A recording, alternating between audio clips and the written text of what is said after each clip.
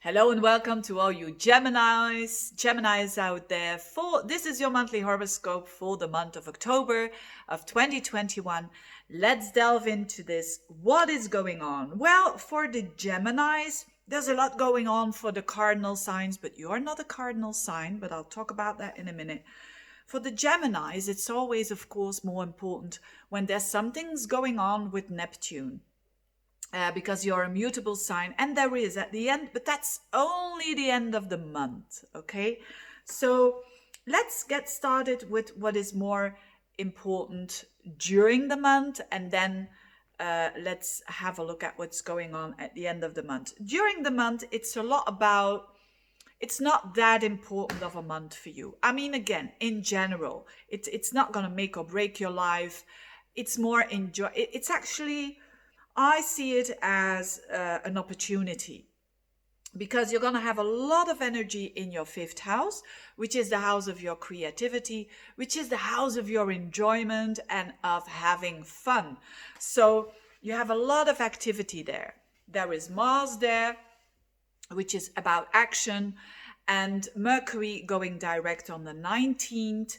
So Mercury is your thinking. So you're going to be thinking a lot about fun, about things that you love to do. You know, if you're single, for instance, it's the house of romance as well. So everything that has to do with your heart chakra, that has to do with how you express yourself in the truest way. And so that's very beautiful. That's very beautiful, but it kind of touches Pluto 3 times. So there is, it trines Jupiter 3 times and it trines Pluto 3 times. So there is a possibility of expansion here. Jupiter in your 9th house, which means that through 5th house stuff like romance, creativity, your own business, children, all these things, through these subjects, you kind of expand here. I mean, in the mind. And that's a positive thing. That is because Jupiter is aspecting that as well in a very positive way. So growth is here included by you expressing yourself through these things. Now, another thing is it is a square to Pluto, and that it has to do a bit more on a deeper psychological level. Pluto is in your 8th house. That's the house of inheritances, loaned money, so money of other people that you get. I've been talking about that for quite a while now, but that's that Pluto in the 8th house. It's also intimacy, deep psychological stuff, basically, that you're learning about yourself, your deepest fears as well. So Pluto is squaring that a lot, that 5th house. So trying to trigger truthfulness, because, and it can do that through in a platonic way, because it's a square, through obsession, through really want to get to the root of the matter, which is a Plutonian thing. And especially with Mars squaring Pluto as well around the 22nd, but especially on a mind level. So these topics will be on your mind a lot at the end of September already, beginning of October, the end of October, and the beginning of November. So actually this whole period is a lot about transforming truthfulness, getting truthfulness in the, putting light on the darkness, so to speak.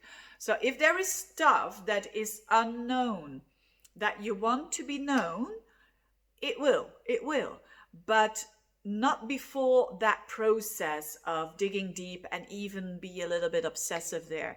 So if you are single, for instance, and you could connect with someone, a new lover, this could be quite a bit of an obsessive thing. But know that this obsession is needed to get to the truth of the matter. And you only get to the truth of the matter when you are at that point of deep investigation, deep thinking, and then at a point that not forcing anymore and letting go. And then the truth come in. But that is something that you will achieve certainly not before the 19th of October. And I think even more that you will get to the truth of that matter, that 5th house issues, or issues, not issues, but 5th house stuff, like children and romance and etc.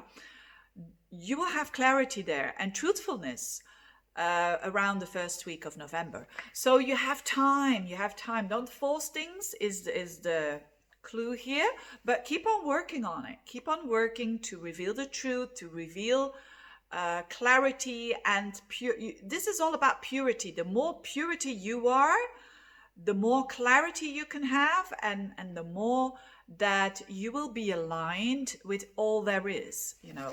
This is kind of deep. I know Geminis in general, they don't like deep stuff, but this is deep energy that is coming towards you, and the Mercury going direct is the most important thing here. There's a lot of planets going direct, by the way. Jupiter on the 19th, so that has to do with the broadening of your vision. Saturn as well, and Pluto. But I want to, don't want to overload you with details. This is the most important thing. Now, there's another thing that is going to be more important during the last week of the month, and also the beginning of November and onwards even. And that is relationships. There's also something happening quite significant here. It is Neptunian. Remember, if you are a Gemini, you have Neptune squaring up to your sign from the 10th house. I've been talking about that for a long time. And 10th house is your work. So there's definitely there also possibility to make your work a bit of a more magical place, for sure. But now it's triggered by other people, because you're going to have Venus for most of the month actually in your 7th house. This is nice.